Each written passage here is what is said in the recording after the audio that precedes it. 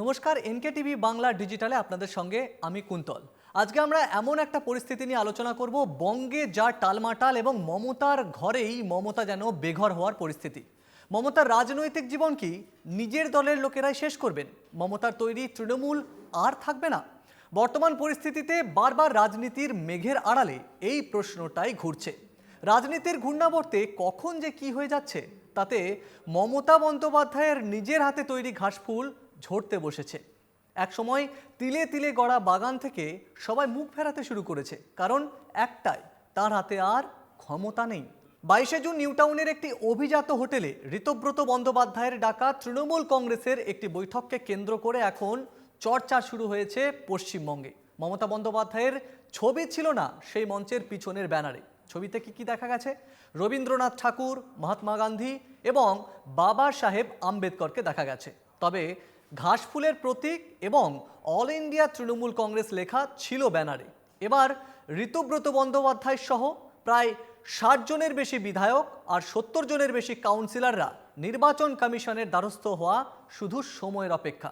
এমনকি যখন আপনারা হয়তো পরবর্তীকালে এই ভিডিওটা দেখবেন, তখন দেখবেন ঘাসফুলের প্রতীক হয়তো হাত বদল হয়ে গেছে। আসল তৃণমূল তারাই দাবি করবেন ঋতব্রতরা, এমনটা জানিয়ে রেখেছেন। এই বৈঠক থেকে নতুন তৃণমূলের চেয়ারম্যানও করা হয়ে গেছে।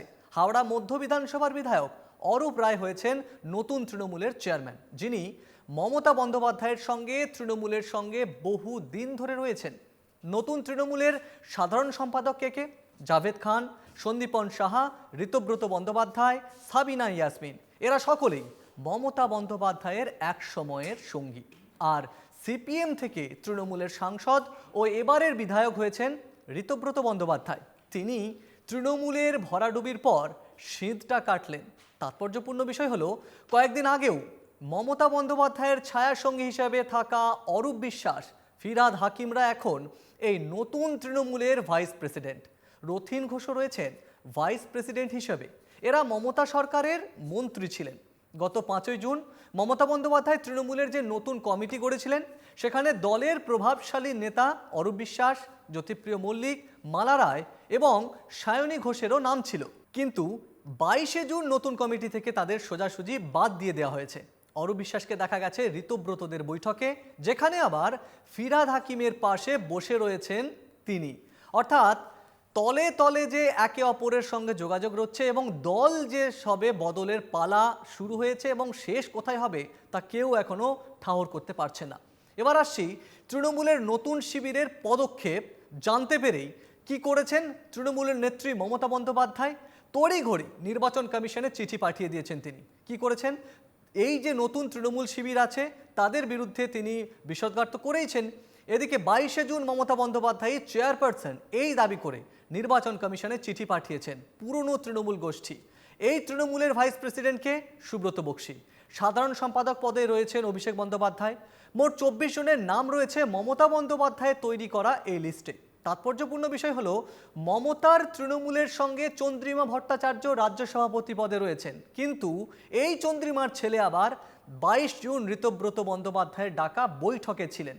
ফলে কার নৌকার পাল কখন কোন দিকে হাওয়ায় লেগে যাচ্ছে তা বোঝা মুশকিল।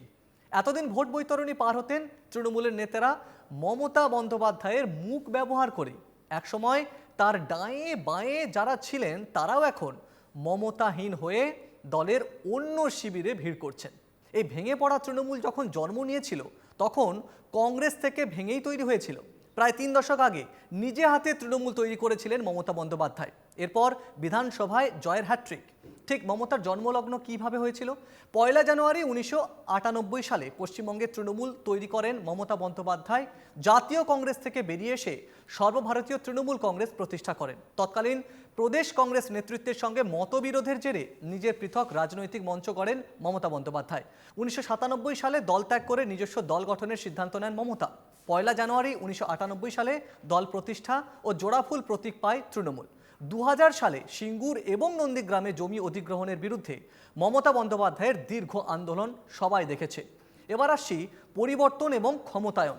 মমতা দীর্ঘ 34 বছরের বাম শাসনের অবসান ঘটিয়ে 2011 সালে বিধানসভা নির্বাচনে তৃণমূল কংগ্রেস বিপুল সংখ্যাগরিষ্ঠতা অর্জন করেছিল, সেটাও মমতার জন্যই। 20 মে 2011 সালে মমতা বন্দ্যোপাধ্যায় পশ্চিমবঙ্গের প্রথম নারী মুখ্যমন্ত্রী হিসাবে শপথ গ্রহণ করেন।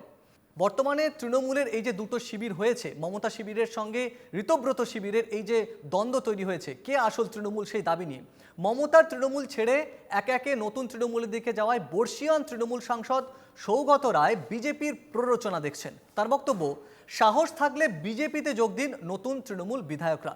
ফলে কোন মুহূর্তে আসল তৃণমূল এবং নকল তৃণমূল দাবি করে নির্বাচন কমিশন আসলে কার হাতে তৃণমূলের সেই ঘাসফুল প্রতীক অবশেষে তুলে দেন, সেদিকে নজর গোটা বাংলার এবং দেশের রাজনীতিতেও। এনকেটিভি বাংলা ডিজিটালে আপনারা কোন কোন ধরনের টপিকের উপর আলোচনা চান তা অবশ্যই আমাদেরকে কমেন্টে লিখুন এবং দেখতে থাকুন এনকেটিভি বাংলা ডিজিটাল। পাশাপাশি ওয়েব পোর্টাল, ফেসবুক এবং ইউটিউব চ্যানেলে চোখ রাখুন।